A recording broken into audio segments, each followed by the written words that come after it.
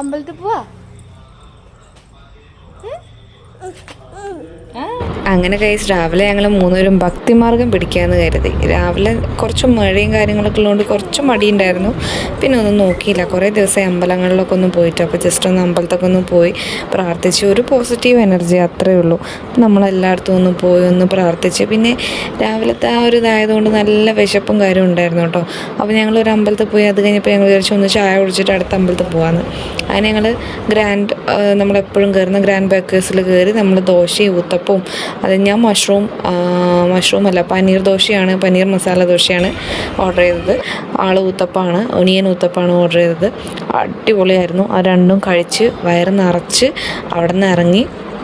അത് കഴിഞ്ഞിട്ട് ആളുടെ കൺസേൺ എന്താണെന്ന് വെച്ചാൽ വണ്ടിയിൽ ഓരോരോ ഇങ്ങനെ മരത്തുനിന്ന് വീഴുന്ന ഇലകൾ വീഴുന്നതിൻ്റെ പരാതി പറയുമായിരുന്നു. എന്നെക്കാളും കൂടുതൽ വണ്ടീനെ നോക്കുന്ന ആളാണ് എൻ്റെ ഹസ്ബൻഡ് കേട്ടോ.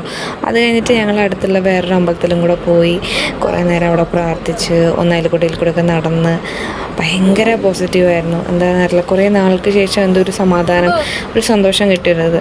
അത് കഴിഞ്ഞിട്ട് എൻ്റെ ചുങ്കപ്പണ്ണിൻ്റെ ഹായ് പറയുന്നതാണ് കേട്ടത്. ഇത് ഞാൻ വോയിസ് ഇടുന്നില്ല, നിങ്ങൾ കേട്ടോക്കെ. ഹായ്.